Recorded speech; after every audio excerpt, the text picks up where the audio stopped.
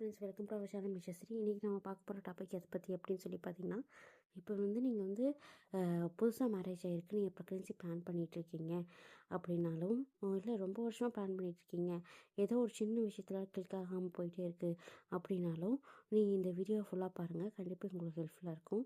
ஏன்னா கணவன் மனைவி செய்கிற சின்ன சின்ன ஒரு சிம்பிள் மிஸ்டேக்ஸ்னால, இன்டர்கோர்ஸ் அப்போ செய்கிற மிஸ்டேக்ஸ்னால உங்களோட ப்ரெக்னென்சி தள்ளி போகிறதுக்கு நிறைய வாய்ப்புகள் இருக்குது. ஸோ அந்த வாய்ப்புகளில் என்னென்ன அப்படிங்கிறத நம்ம பார்ப்போம். இதனால் இது உங்களுக்கு தெரியாமல் கூட இருக்கலாம், இல்லை ஆல்ரெடி தெரிஞ்சு இருக்கலாம். இவ்வளோ நாள் நீங்கள் ஃபாலோ பண்ணாமல் இருந்தீங்கன்னா கண்டிப்பாக இனிமேல் நீங்கள் ஃபாலோ பண்ணுங்கள். கண்டிப்பாக ப்ரெக்னென்ட் ஆகிறதுக்கு 100% வாய்ப்பு இருக்குது. ஓகேங்களா?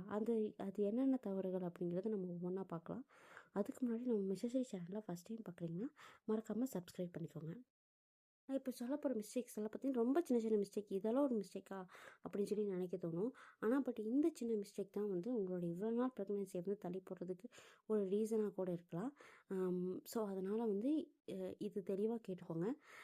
ஃபர்ஸ்ட் பாயிண்ட் என்னென்னா பார்த்திங்கன்னா கணவன் மனைவி இணைஞ்சதுக்கப்புறம் அந்த woman or lady or girls இருக்கட்டும், அவங்க உடனே போயிட்டு இதை வாஷ் பண்ணுறாங்க. ஸோ அந்த மாதிரி வாஷ் பண்ணுறது மூலமாக உங்களுடைய கணவரோட ஸ்பெர்ம் ரொம்ப நீந்தி போய் அந்த கருக்குழாயில் இருக்க அந்த கருமுட்டையோடு இணையிறதுக்கு ரொம்ப டைம் எடுத்துக்கும். இல்லை உடனடியே கீழே வர்றதுக்கு வாய்ப்பு இருக்குது. ஸோ அதனால் இன்டர்கோர்ஸ் முடிஞ்சே உடனே எந்திரிச்சு போகாதீங்க. அப்படி ஒரு சிலர் வாஷ் பண்ணுறவங்களும் என்ன பண்ணுவாங்க, ஹாட் வாட்டர் வச்சு வாஷ் பண்ணுவாங்க. அந்த மாதிரி வாஷ் பண்ணும்போது என்னாகும், உங்களுடைய அந்த ஸ்பெர்ம் அந்த ஹேர்ட்டில் அழிஞ்சு போகிறதுக்கு வாய்ப்பு இருக்குது. ஸோ அதனால் நீங்கள் அந்த தப்பும் பண்ணாதீங்க.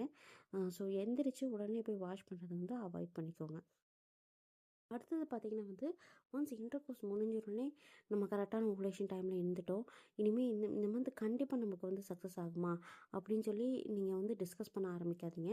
ஏன்னா அந்த மாதிரி டிஸ்கஸ் பண்ணும்போது பார்ட்னரில் ஒருத்தருக்கு ப்ரெஷர் ரொம்ப ஜாஸ்தி ஆகிறதுக்கு வாய்ப்பு இருக்குது.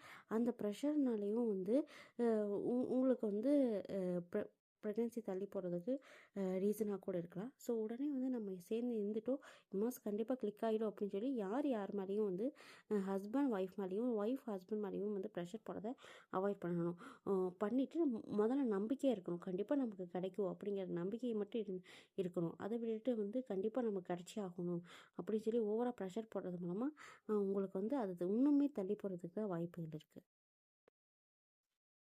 அடுத்தது பார்த்திங்கன்னா உங்களோட இன்டர்கோர்ஸ் முடிஞ்ச உடனே உங்களோட ஹிப்பை கொஞ்சம் அடியில் இடுப்புக்கு கீழே ஒரு தலகாணி வச்சு நீங்கள் கொஞ்சம் மேடாக வச்சுக்கிறது மூலமாக உங்களோட ஸ்பெர்ம் ஈஸியாக அந்த கருமுட்டையை அடையிறதுக்கு ஒரு சின்ன ஹெல்ப்பாக இருக்கலாம்.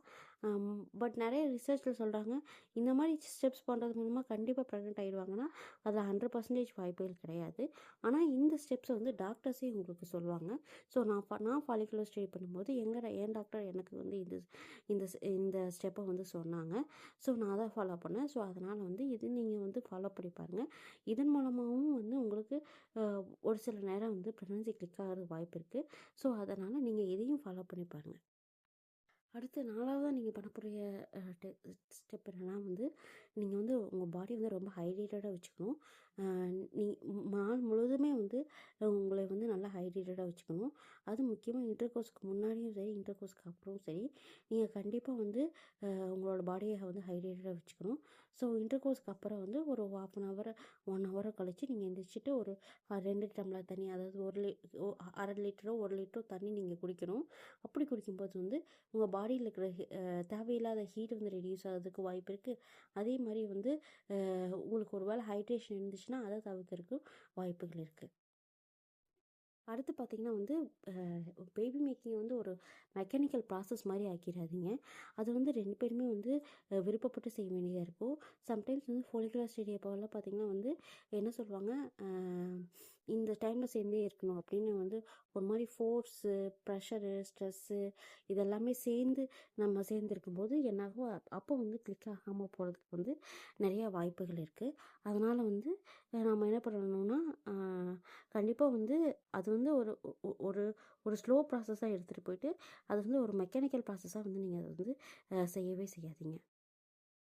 அடுத்தது பார்த்தீங்கன்னா ஓவுலேஷன் டைம் பார்த்தோ, இல்லை ஓவுலேஷன் கிட்டு பேஸ் பண்ணியோ, இல்லை ஃபாலிகுலர் ஸ்டடி பேஸ் பண்ணியோ நீங்கள் சேர்ந்து இருந்துட்டீங்க. அப்போ கண்டிப்பாக நமக்கு கிளிக் ஆகிடும் அப்படின்னு சொல்லிட்டு நம்பிக்கை இருக்கிறது வேற. ஒன்றும் உங்களே நீங்களே ப்ரெஷர் பண்ணிக்கிறது வேற. ப்ரெஷர் பண்ணிக்கிறது அப்படின்னா சின்ன சின்ன அப்டாமினல் பெயின்ஸ்க்கெல்லாம் ரொம்ப பயந்துக்குவாங்க. சின்ன சின்ன புல்லிங்கெல்லாம் ரொம்ப பயந்துக்குவாங்க.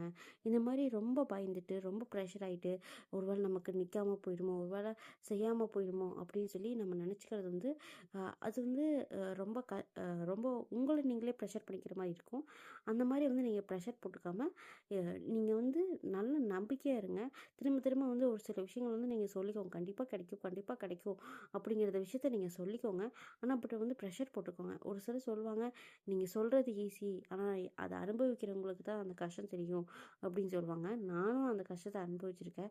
ஸோ அதனால தான் நான் சொல்கிறேன், அது ரொம்ப கஷ்டமான ப்ராசஸ் தான். கண்டிப்பாக நிற்குமா நிற்காதாங்கிறது நமக்கு நாமே போட்டு ப்ரெஷர் பண்ணிப்போம். ஆனால் அந்த ப்ரெஷர் இல்லாமல் நீங்கள் வந்து ஒரு நம்பிக்கை ஏதோ ஒரு விஷயத்து மேலே நம்பிக்கை இப்போல்லாம் வந்து மேனிஃபெஸ்ட் பண்ணணும் அப்படின்னு சொல்லி சொல்லுவாங்க. ஸோ அந்த மாதிரி மேனிஃபெஸ்ட் பண்ணுறது, இல்லை கடவுள்கிட்ட அர்ப்பணிச்சுட்டு இது இது வந்து உங்களோட பொறுப்பு அப்படின்னு சொல்லி ஏதாவது ஒரு விஷயத்த அர்ப்பணிச்சுட்டு நீங்கள் உங்கள் ரெகுலர் ருட்டீனில் நீங்கள் இருக்கும்போது கண்டிப்பாக உங்களுக்கு சக்ஸஸ் ஆகிறதுக்கு வாய்ப்பு இருக்குது. உங்களை நீங்களே ப்ரெஷர் போட்டிங்கன்னா அந்த ஸ்ட்ரெஸ்ஸு வந்து ஹார்மோன் இம்பேலன்ஸை உருவாக்கி உங்கள் பேபி தங்காமல் போகிறதுக்கும் வாய்ப்பு இருக்குது. ஸோ அதனால் வந்து உங்களை நீங்கள் ஸ்ட்ரெஸ் பண்ணிக்காதீங்க.